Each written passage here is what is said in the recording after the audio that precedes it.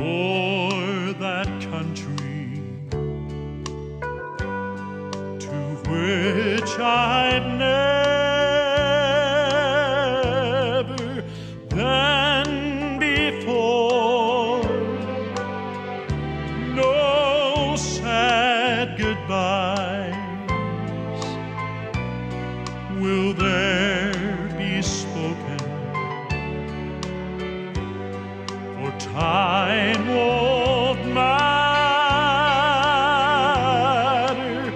anymore. Beulah land, I'm longing for you, and someday on thee I'll stand. There my home shall be eternal. Beulah land, sweet Beulah land. I'm looking now just across the river to where my faith is gonna end in sight. There's just a few more days to live, then I must take my heavenly flight. Oh, the Beulah land, I'm longing for you, and someday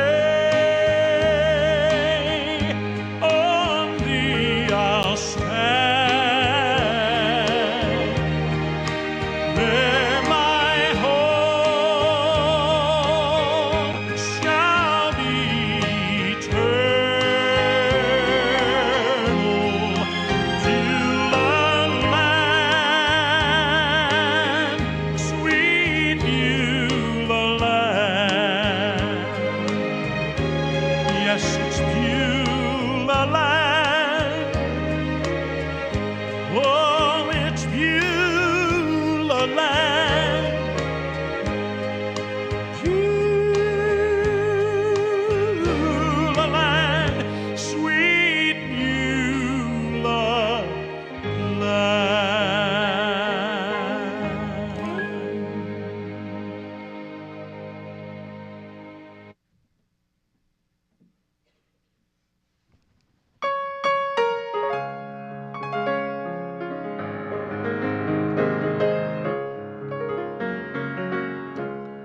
Somewhere beyond the grave, there is a land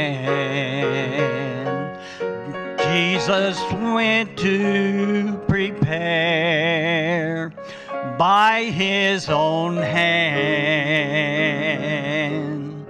And for the saved by grace, there is a resting place, and for all eternity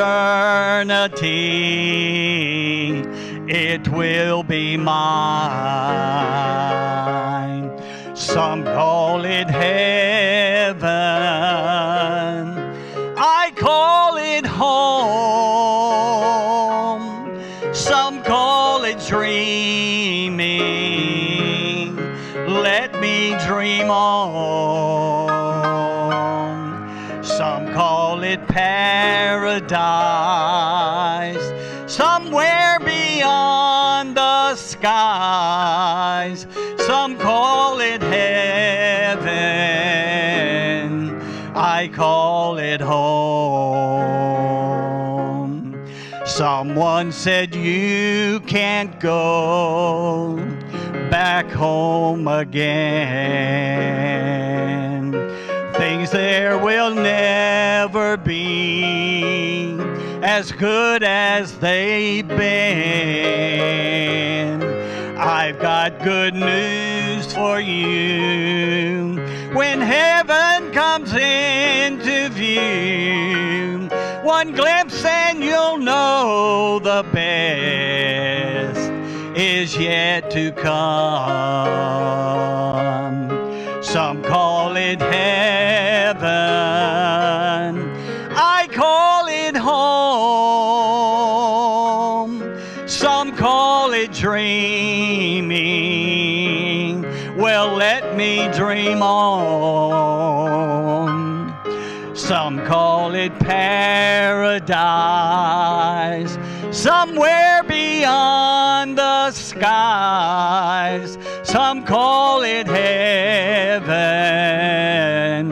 I call it home. Some call it paradise, somewhere beyond the skies. Some call it heaven, I call it home. I call it home.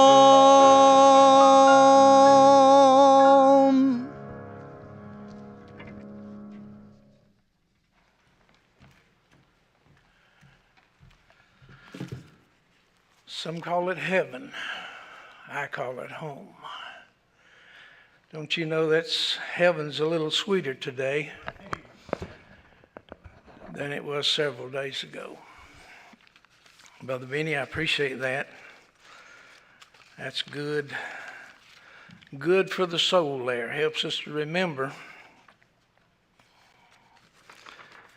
where home's at. There's very many weeks that goes by, very many days that goes by that I don't think about Calvary. And when it's what it's meant in my life, what it's meant in your life, and what it's going to be one day because of Calvary. I appreciate that very much. I'm humbled to be able to have a part in Miss Catherine's homegoing. I feel like a fish out of water, Brother Don. I appreciate this opportunity, though. Good to see all these folks. I appreciate all of these folks that's come. And on behalf of the family, I want to go ahead and thank you for being in this celebration time. It is a time of celebration of life for Miss Catherine. I hope the family doesn't mind me addressing her as Miss Catherine. She's always been Miss Catherine to me. And she'll always be Miss Catherine to me. I love this family. I love Brother Don. Miss Catherine, love the family. You're blessed to have known this family, folks. You really are. I know I'm blessed to have a part in it, to have known this family. I've known Brother Don, Miss Catherine, probably 50 years.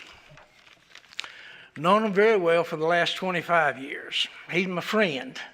She was my friend. I loved her and loved him both. But this is a celebration of life that we're about to undertake here today. Give you a little bit of the legacy of love, family of the family tree, Catherine Witt Richards, beloved wife, mother, grandmama, and faithful servant of the Lord. And she was a faithful servant of the Lord, passed peacefully into eternity. Rest, April 16th, 2025, at the age of 83. Born on November the 15th, 1941, Miss Catherine devoted her life to her family and to her faith and to her church. She was a cherished wife of Donald M. Richards, her husband of 68 years, longtime pastor of Corinth Baptist Church, where she was an active and devoted member of 53 years. Men, pastors, if that doesn't speak volumes to you, I don't know what does. 53 years. Together, they built a legacy of love, service, and faith that continues through generations. Miss Catherine's life was centered around her family. She is lovingly survived by her children, Debbie Hill and Benny, Donna Taggart, and Jeff Richards and Lisa. Her treasured grandchildren, Jeremy Wallace, Beth, Tanya Simmons, and Todd, Tracy Dove and Trent, Brittany McLendon, and Chris, Jacob Richards, and Cameron Burkett, and Matthew. 14 great-grandchildren, Jessica, Audrey, Jackson, Olivia, Cody, Gage, Ledger, Jordan, Parker, Blaine, Ava, Amelia, Tristan, and Killian, and 3 wonderful great-grandchildren, Jackson, Lexi, and Caston. She also was survived by her sister-in-law, Cherry Witt, and several beloved nieces and nephews. She is preceded in death by her parents, Jewel and Annie Lou Witt, her stepmother, Vangetta Witt, her brother Gene Wilburn and Terry Witt, sisters Wanda Connor and Martha Stansel, and her granddaughter Elizabeth Nicole Wallace. Miss Catherine will be remembered for her warmth, her strength, and her unwavering devotion to her family. She loved her family dearly. And the church community, she was a guiding light, always ready with a kind word and a heartfelt prayer and a hug that could make the world feel right again. She leaves behind a legacy of love that will live on in the many lives that she has touched. And she did touch a lot of lives. They wanted me to read that. I read that, and now I have a little more I need to say at this time. But Miss Catherine, she was a special lady. She was behind the scenes in just about everything that we know of. I've known her 25 years. She was never out front. She didn't want recognition. What I'm about to do, she would not sanction it. She would not like what I'm about to do. But I'm going to do it anyhow. I think the family, and I think it'll be good for other folks as well. But Miss Catherine was a servant behind the servant. She was a servant behind the servant. She was what Brother Tommy has called many times a shadow servant. Shadow servant is one that does everything that needs to be done, serves the Lord, does many great things behind the scenes. She never would get accolades. She would never get attagirls or anything of that nature. She never wanted recognition. Miss Catherine was that way. She was a wonderful servant of the Lord, but she was a servant behind the servant. She was for Brother Don, she was the grease that greased the wheel. Many times, I know that he was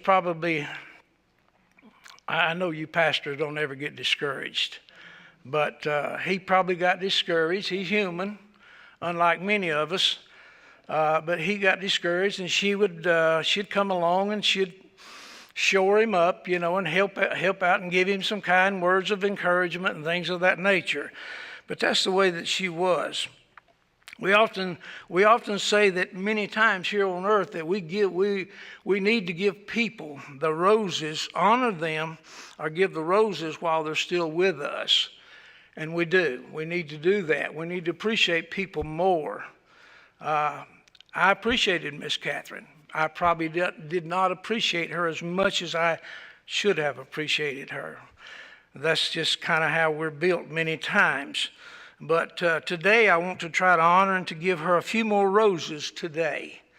I want to give her a few attagirls and for what she's done in life and the lives that she has touched and the people that she has influenced over the years. Many of you here today, she has greatly influenced your life in so many ways.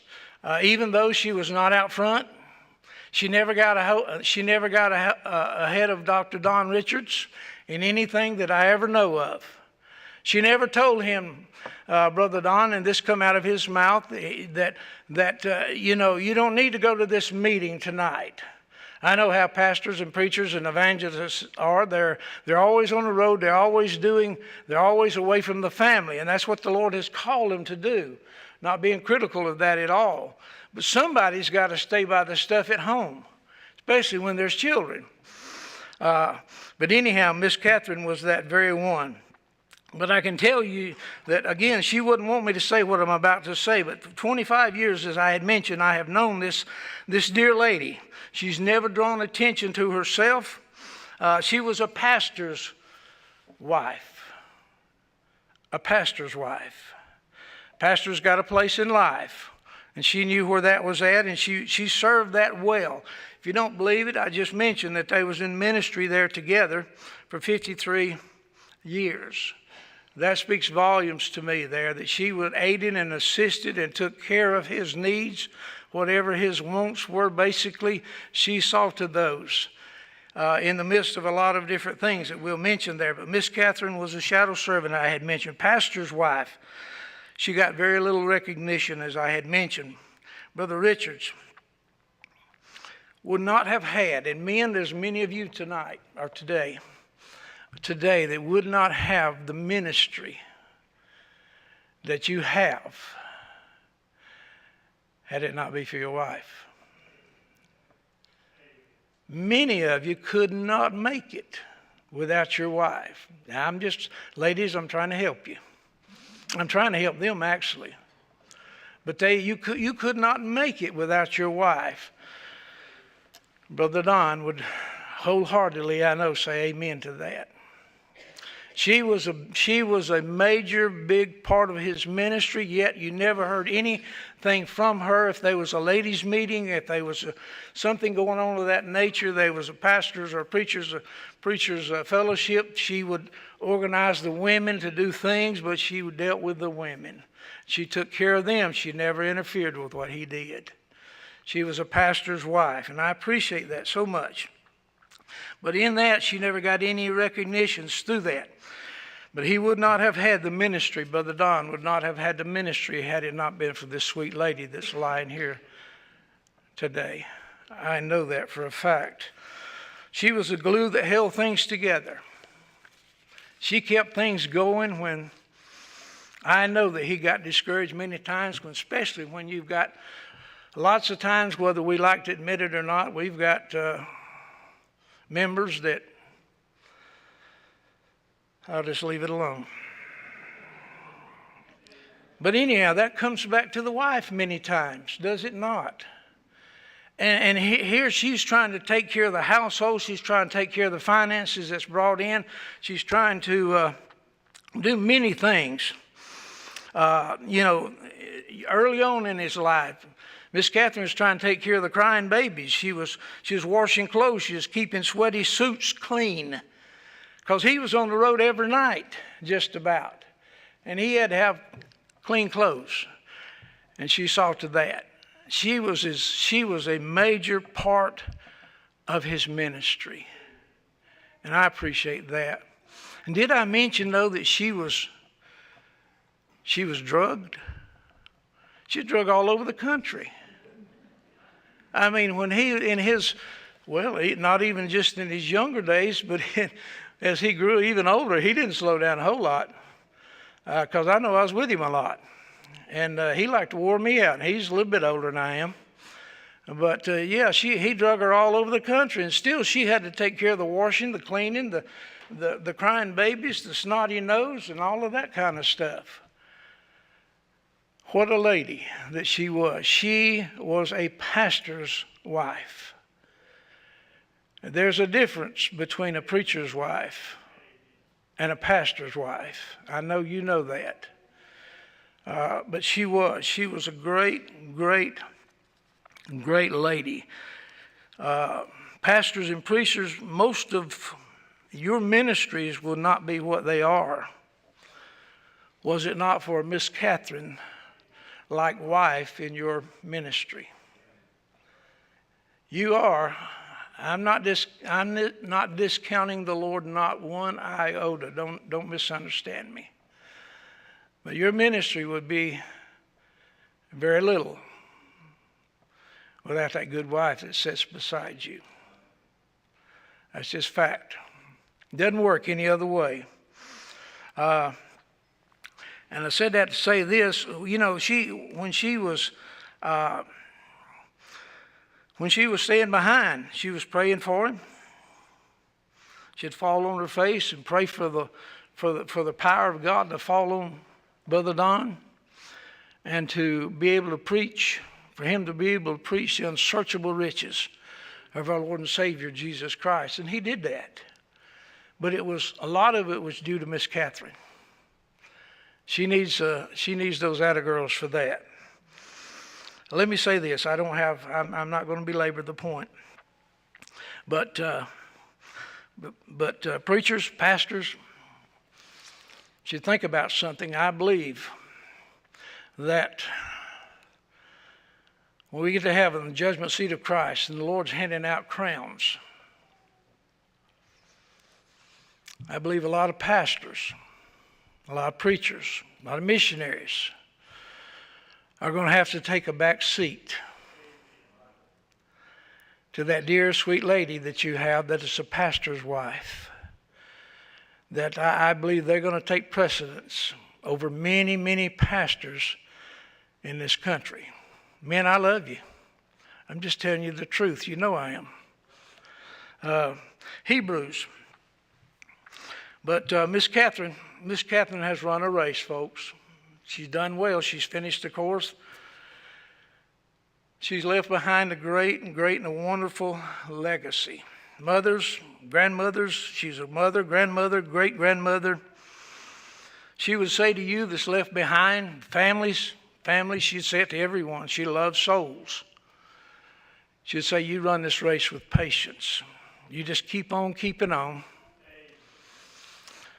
And I'll see you soon. I'll see you soon. Lord bless you, family. I appreciate you. I love you. I thank you for this opportunity that you have given me to say a few words at this sweet lady's in her behalf. But at this time, we have another dear lady that's my wife. She's going to sing for you.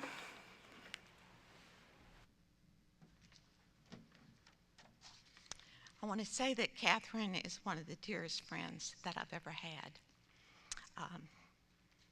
She mentored me.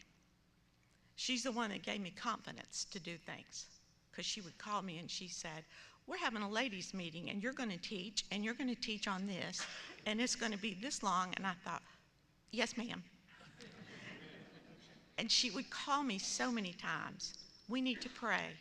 We need to pray about this. You need to pray for me. Can you come up here? I need your help.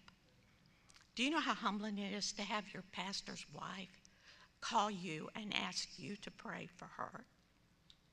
Very humbling. I don't think without her in the last 25 years that I've known her that I would be able to do half the things that I do. I love her dearly. This is the song she chose, and I'm trying to sing it from her point of view.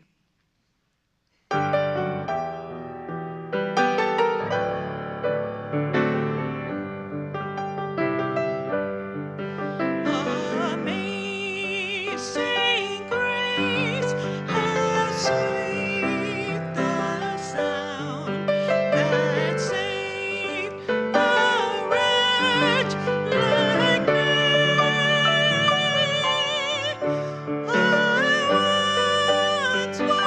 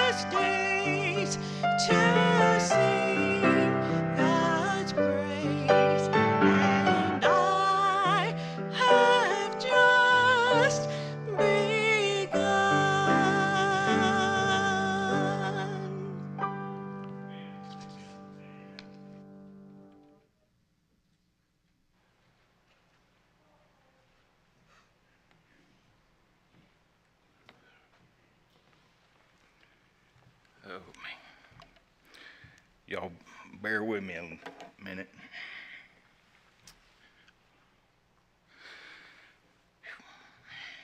When I was asked if I wanted to say something about my mother,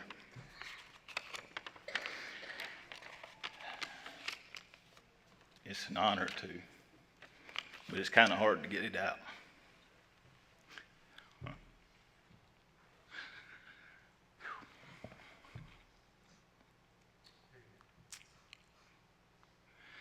I'm her only son. I got two wonderful sisters. And yes, my mother spoiled me rotten. And I know it and I'm proud of it. You could ask anybody in our family who's her favorite. I got it.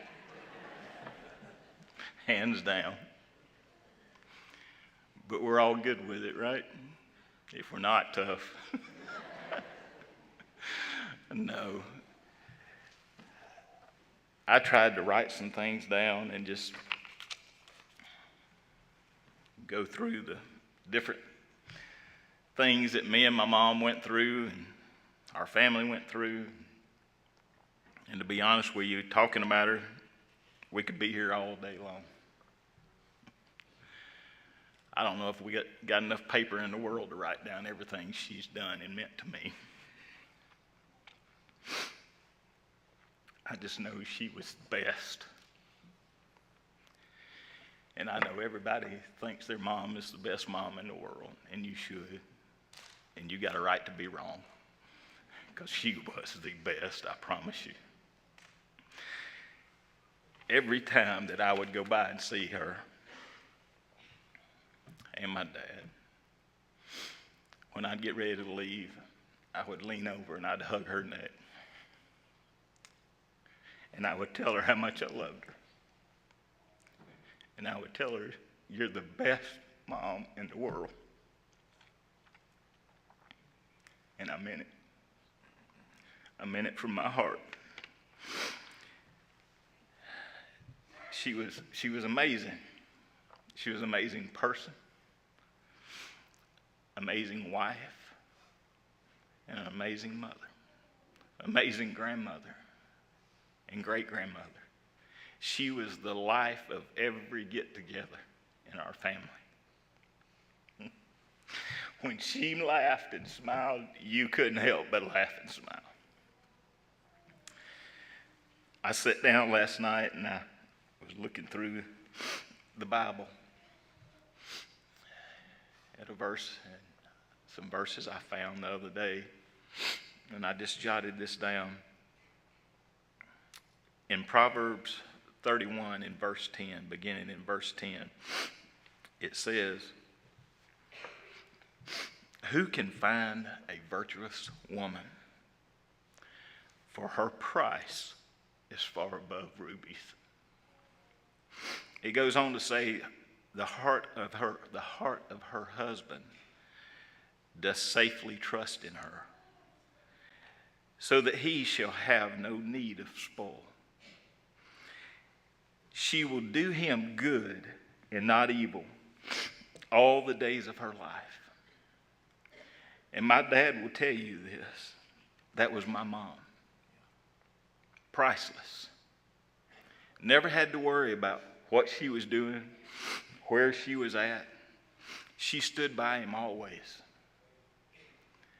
I mean, as much as she spoiled me, when I disagreed with him and me and him butt heads, she'd tell me right quick, your daddy's right. Your daddy's right. And over 60, almost 62 years now,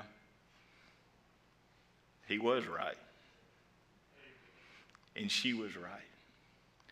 In that same chapter, it goes on to say this. It talks of her children. It says her children and her husband call her blessed and praise her. I can't give her enough praise. I know the grandkids can't. She was an amazing woman. She was She was the rock of our family. She was the magnet. I mean, you just gravitated to her. And we're going to miss her so much. She was strong. She was honest. She was devoted. And a lot of you grew up with me here in this church. She was tough. She was honest. I mean, if you ask her opinion on something, you better buckle up. She wouldn't cut no corners. She would tell you. Like I said, she spoiled me rotten. She loved me to death, and I knew it. But when I did wrong, sparks would fly, buddy. She knew how to swing a belt, and she didn't mind swinging it. But when she was done, you knew she loved you. I remember one time back in school, when I was in school, got into a little scuffle with a boy. And of course, we went to the principal, and they called the house and got a hold of Mom. She come up there, and they told her, said, well, Miss Richards, we're going to have to suspend your son for 3 days for fighting. And she said, well, what'd he do? Well, he sent a young boy to the hospital. She said, what for? Well, the boy called Jeff a name he shouldn't have called him. And it was a name degrading to my mother. And yeah, I tried to beat him half to death. I ain't gonna lie. And my mom sat there and told that principal, well, I hope the boy learned his lesson. I thought I was going to get beat to death that day, but she was proud of me. You stand for your mother. You take up for your mother. Because she always took up for you. My mom was always there for me. We had so much fun when I was growing up. She wasn't like normal moms. I used to tell my buddies, I said, yeah, I was spoiled rotten. I'm a mama's boy. I said, the difference is my mama wore combat boots. We used to wrestle. She grew up with brothers. So wrestling and playing ball together, she'd throw the football, throw the baseball. She would get her grandsons down in the floor and wrestle with them. We weren't going to be no sissies. She had a way of dealing with you and just having fun with you and letting you know that she loved you just irrefutable, an everlasting love. I could go on and on and on, but I won't. But we're going to miss her. And I mean, I love her with all my heart. She means the world to me. I told Mitch Reese last night, a good friend of mine, we grew up together, and I said I wouldn't have her back for nothing because of the condition she was in. But I know she's whole now. And I know she's bending the ear of Jesus. And I told him, I said, and I need all the help I can get, so I know she's really preaching and talking to Jesus to give me another chance. Give me a break every now and then. But I know I'll see her again one day soon. I leave you with this. This is the kind of relationship me and my mom had. Me and Lisa one day was out riding her motorcycle a few years back. We went by my mom and dad's and stopped in to see them and spend some time with them. And I had put some new chrome on my bike and stuff, and my dad wanted to go see it. And my mom said, well, I want to go see it too. She loved motorcycles. Her and Dad used to ride all over the place. They rode from here to Maine, and she loved it. So we went out and was looking at the bike. Of course, Mom's dementia was getting worse, and she said, I want to ride it.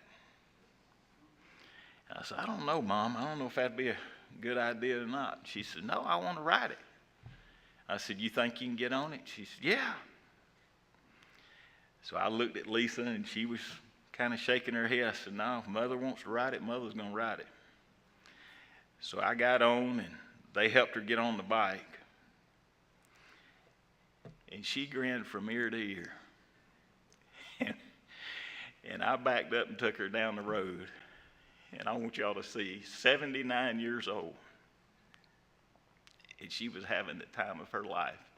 And this is right here is how I remember my mom. I want y'all to see this.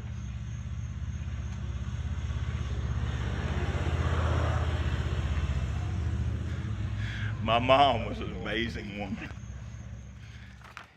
And she's going to be missed. Thank y'all.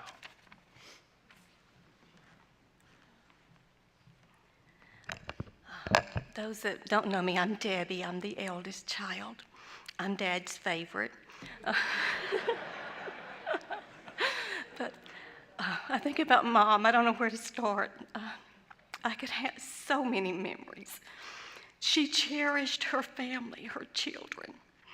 I remember one time in the 3rd grade, we had to put our legal name on some paperwork. Well, I wrote Debbie Richards. Well, the teacher called me up and she said, "This isn't your legal name." And I said, "Yes, ma'am, it is." She said, "No, it's Deborah." Well, I had no clue as an 8-year-old how to spell Deborah. So she made me stay in at PE and write 100 times Deborah. I had to write that over and over. So I went home and told Mom. Well, the next day she was at that school, and she informed the teacher her legal name is Debbie, and besides, if it was Deborah, it wouldn't have been spelt that way.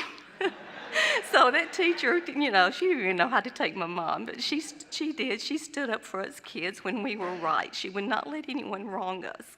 And I thank her for that, and I love her for that. But I can remember my mom has not known that I was Debbie, her daughter, for 3 years. But I remember about 2 years ago, I was taking her to the doctor, and we were listening to gospel music, and she was trying to sing along with it. And I asked her, I said, "Mom," I said, "do you know when you got saved? Can you tell me about when you got saved?"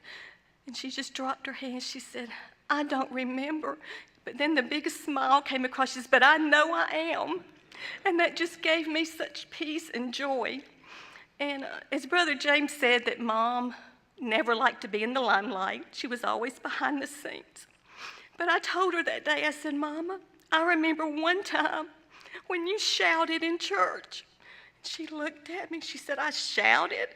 I said, "Yes, ma'am. When I was 7 years old and I asked the Lord to save me, my mom was praying with me. I looked up at her, I said, 'Mom, He saved me.' And she shouted." It's the first time and only time my mom's ever been very vocal in church. But I'm just thankful I have that memory of that.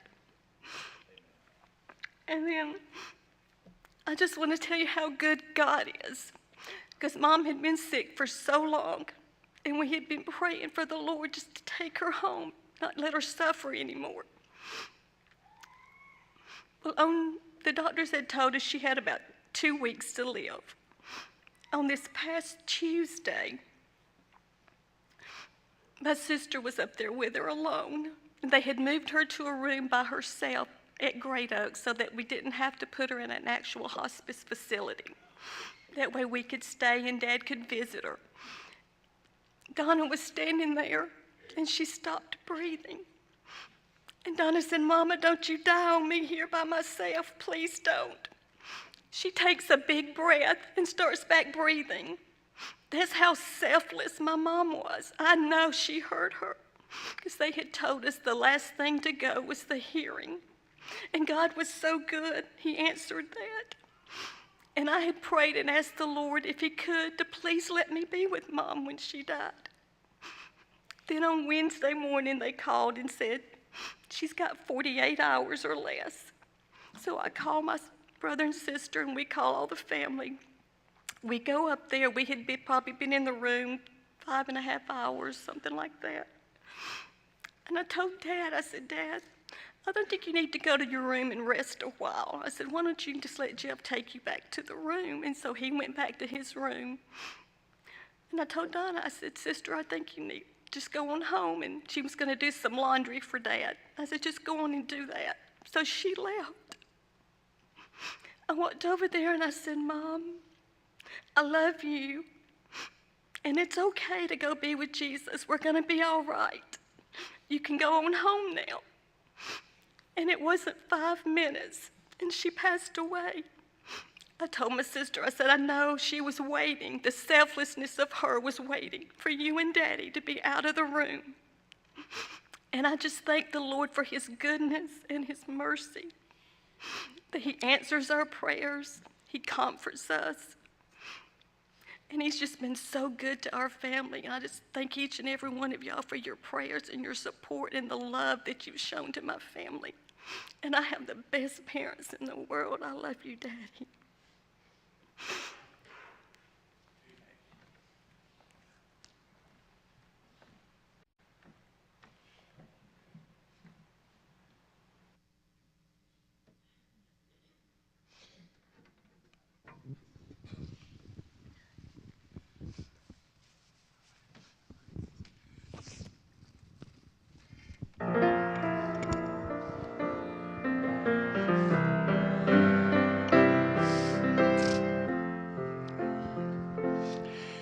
When the time comes and I'm standing at the river that separates the two worlds that I love, torn between my precious friends and my family, and the place of peace that's waiting up above. Hold my hand and stay here by my side. And when I finally step into the tide, celebrate me home, celebrate me there, celebrate me in that land of wonder where nothing can compare. Celebrate me saved by grace, celebrate me in that place. Don't just sit and weep because I'm gone. Celebrate me home.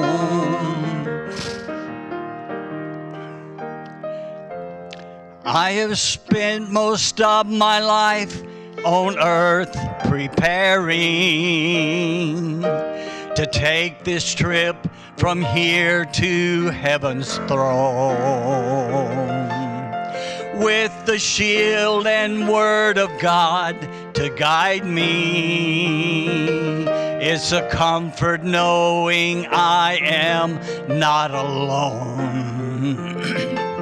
So when I take my final fleeting breath and fade into that gentle sleep of death, celebrate me home, celebrate me there, celebrate me in that land of wonder where nothing can compare. Celebrate me in that place, celebrate me saved by grace. Don't just sit and weep because I'm gone. Celebrate me home. No more broken dreams, no more tears to cry. Into my Father's arms I'll fly.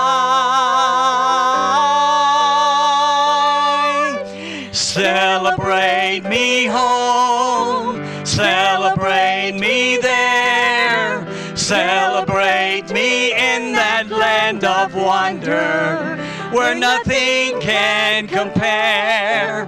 Celebrate me in that place, celebrate me saved by grace. Don't just sit and weep because I'm gone.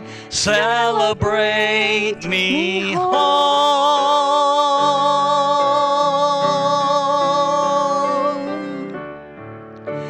Celebrate me home.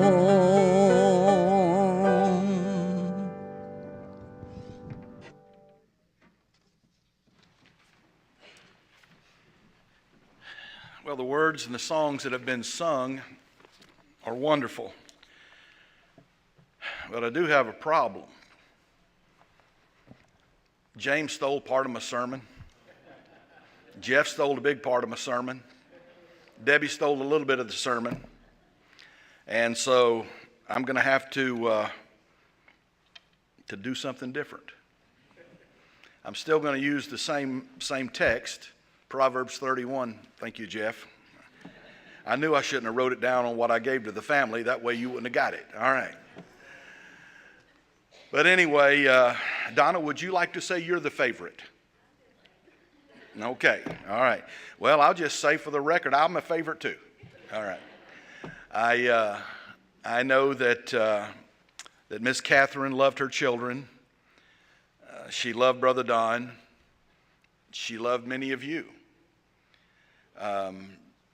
Buddy came in, Buddy Thigpen. He was here 3 months before I did. Brother Don hired him, and 3 months later he hired me. And he told somebody as we were standing there, he said, Catherine tried to get Tommy fired all the time. And the truth of the matter, it was probably more him than me, you know. But it's been a blessing to be a part of her life for 46 years. I think about the different fun times that we have had doing different things. I tell you, and I'm blaming this on James. All right? I'm just going to blame it on James. Years ago, when Brother Don and Miss Catherine lived over on Maple, in Maple Cove, I think James is the one that said, Brother Don, how would you like a garden? And Brother Don said, oh man, that would be nice. I could have my own fresh green beans.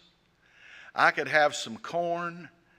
I could have some tomatoes. I mean, that'd be nice. And so Brother James brought his Kubota tractor down there. It had a nice tiller on the back of it. He tilled that thing up, and we laid those rows off. We put that stuff in. And I mean, Catherine would be out there. She'd be picking them green beans. She'd have sweat running down her face. And I guess the next year came around, and I guess she heard me or Brother James say something about a garden. She said, let me tell you something. She said, if either of you two idiots put another garden in, I'm going to strangle both of you. She said, Don will kill me last year. And so he was out of the garden business. And it was all because she was like, not doing that anymore. She said, you grow it at your house, you pick it, and you bring it to me, and it'll be good. And so that was one of the humorous things. I remember I looked through some pictures a few weeks ago, and I remember, and it was so funny because we had a banquet. You guys, Debbie would have been old enough, and Donna might have been old enough to remember the banquet, but it was for the teenagers. And we took a bunch of pictures of these things, and we were up at the old tannery up in Buford's where the banquet was being held. And I got a picture of Miss Hicks and Miss Catherine, and they got beehive hairdos. And I look at that, and I'm telling you, it makes you want to laugh out loud. Now, how many of you women have had a beehive hairdo? All right, a few of you. My question is, why? You know I know I don't have a lot of experience with hair, but I just don't understand why. But yet in that picture that I came across a few weeks ago, I guess that was the style. I've seen many of you. It has blessed my heart to see many of you that I've known really since I got to this church. And many of you ladies worked in various ministries with Miss Catherine. Some of you would actually have sung in the choir with her. Now, she never sang a solo in church. She never, as far as I know, really sang with a group. But she sang in the choir at one time. She never taught a Sunday school class, but she was always a teacher. She worked in the athletic program. Many of you that are old timers like Rex, all right, he's sitting there. You remember Brother Don used to like playing softball. she was more dedicated than my wife. She would come to that ball field and she'd watch Brother Don step up into that left-handed batter's box, and he hit with an old bat that had cracks in it.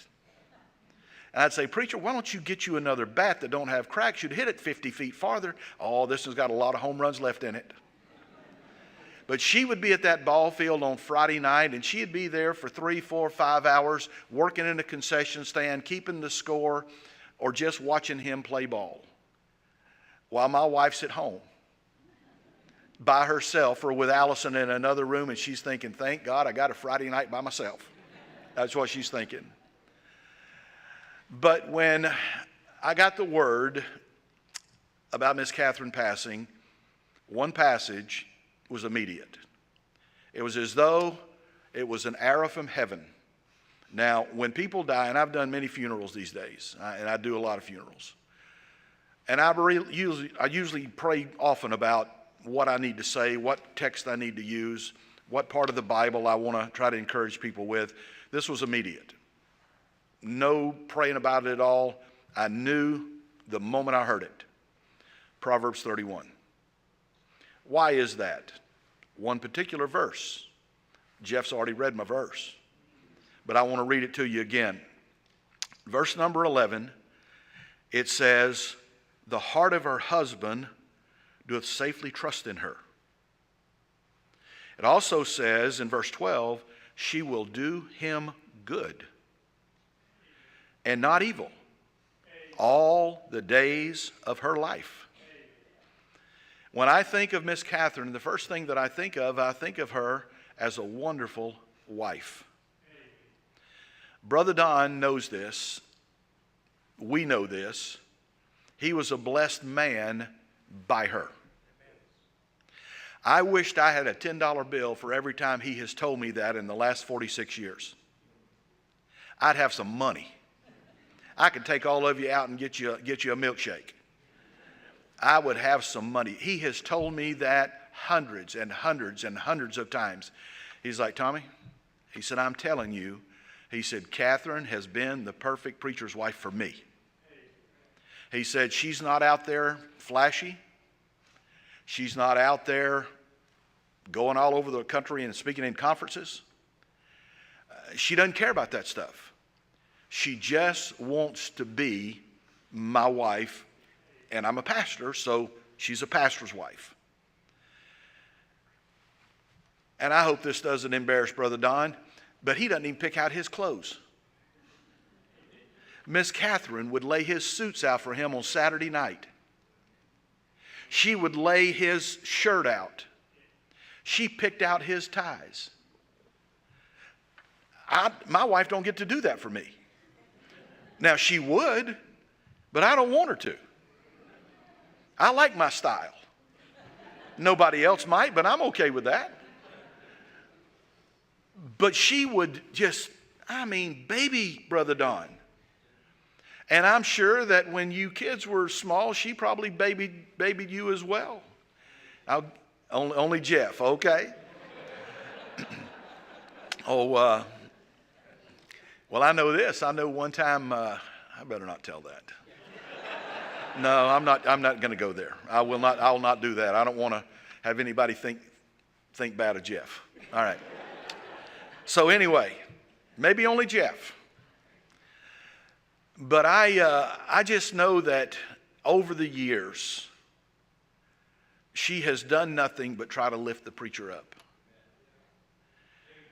She has tried to meet his every need. Now, she'd tell you what she thought. And sometimes it was like, ooh, I don't like that. But sometimes you need to hear things that you don't like. If it's truth, it's truth. And so she was a wonderful wife. Let me tell you something. She was a wonderful mother. She was a wonderful mother. She loved her children. And I'm going to tell you something. She loved them grandkids. I remember Tanya and Tracy living at the house. And I remember how she doted on those kids. And when the other ones come along, she had pictures of you guys all over the place. And when I think about that, what I want to do is I want to remind you of something. She was an old lady. And you're a young lady, or you're a young man. But you're going to get old. And if you can say that you lived your life like your grandmama did, you can say you've done well. But if you live like a heathen and you live like the world and you don't serve God, you won't be able to say that when you get her age and when you pass. It's either live for Jesus or don't have a testimony. That's the bottom line. And she loved her kids. Oh my goodness. I mean, if you were going to carry on a conversation, it better be positive about them. And so she was a wonderful mother. Now, let me tell you what I did as Proverbs 31 went into my mind. I took 3 highlighters. I took a blue one, I took a pink one, and I took a green one. Now, why is that? 3 different colors. I like all 3 of them. And what I did was I read through chapter 31, verses 10 through 31, and I highlighted in blue everything that pertained to Brother Don and being a husband. But then the second thing that I did, I went through and I highlighted for the children about how that she took care of her children. I highlighted that in green. And it says something like this in the green verses. It says, she's not afraid of the snow for her household. In other words, she's willing to sacrifice and do whatever was needed. I remember when, to help make ends meet, she worked at a cafeteria at the school. She was not a slacker. It was go, go, go. My kids need it. But the third thing that I underlined was the pink. She was a wonderful wife. She was a wonderful mom. But let me tell you something. She was a wonderful Christian. That's the 3 divisions that I divided up. I want to read what the scriptures say about this godly woman in Proverbs 31, about her. Not only does she give meat to her family, but she gives a portion to her maidens. You think about that. A portion to the maidens. When you think about that, you think, okay, well, that's not family. That's someone outside of the family. And that is exactly what she did. She was generous with everybody. She was generous with me. I would go by to see Brother Don to try to confess something that I'd done something stupid, and that was a regular thing back then. I was every time I'd come in and Miss Hicks would say, Brother Don wants to talk to you. I'm thinking, well, today's the day. I'm getting fired. That was what I would think. I'm getting fired today. And he would be so patient with me, but then I would go by to try to talk to him a little bit more, and Miss Catherine would say, you had supper? Well, not yet. You want to eat with us? Oh, yeah. Oh, yeah. She's a good cook. Good cook. So she gave a portion to her maidens, and that's exactly what she did. It says, she stretcheth out her hand to the poor, and she teacheth her hands to the needy. So in other words, she's helping poor people. She's helping people in need. Let me tell this story, and I need to get done. There was a preacher, and if I called his name, he was an evangelist. Some of you older folks would probably know him. His wife had died, and to be honest with you, as he would travel around, he really was not hygienic. He had BO, and he loved the Lord. He would have statements like this: no Bible, no breakfast.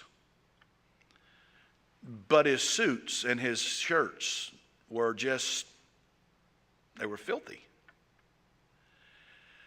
And back in those days, preachers didn't really go to hotels. They stayed in people's homes.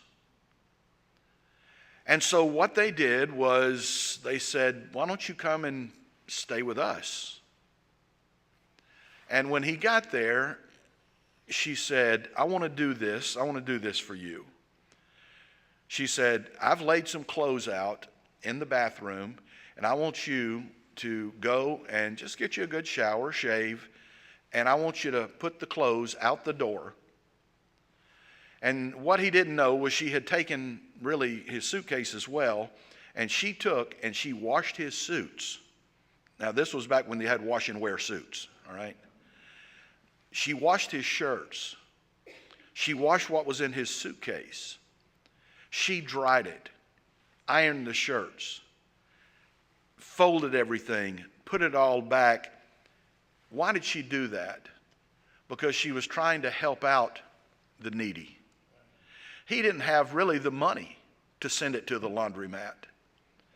But she did it because she was trying to help a man of God.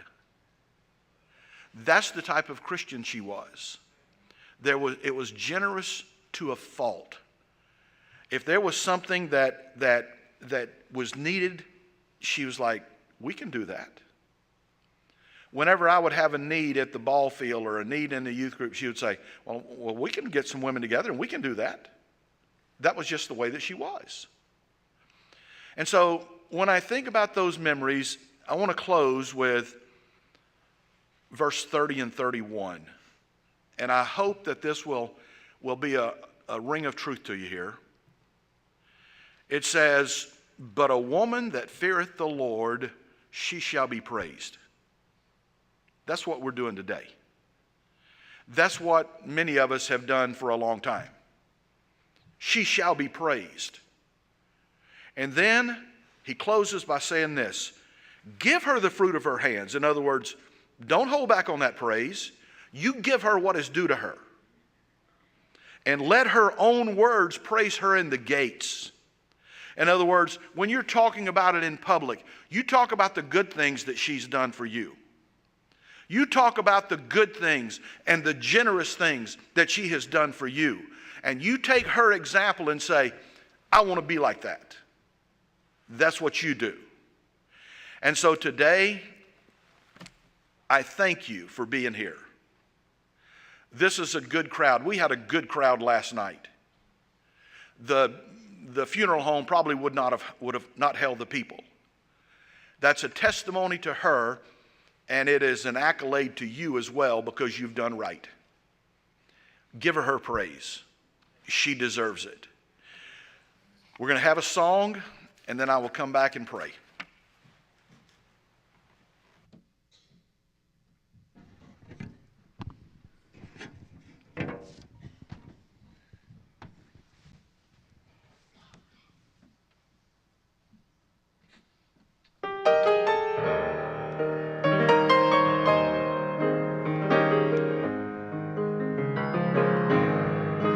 There is coming a day when no heartache shall come, no more clouds in the sky, no more tears to dim the eyes.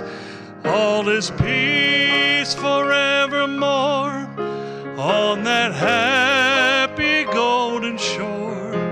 What a day, glorious day that will be.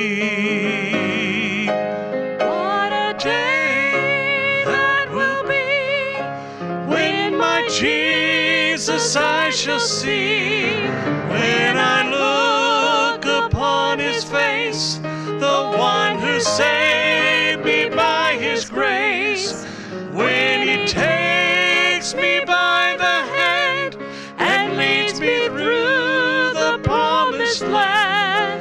What a day, glorious day that will be.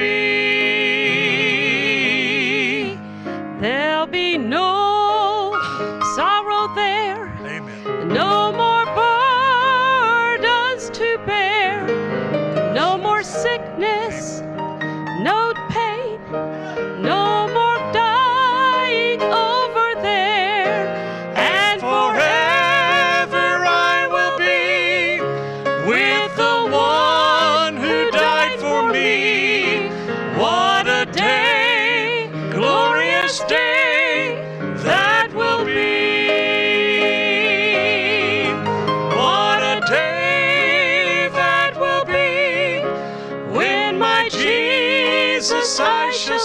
When I look upon his face, the one who saved me by his grace, when he takes me by the hand and leads me through the promised land, what a day, glorious day that will be. What a day, glorious day that will be.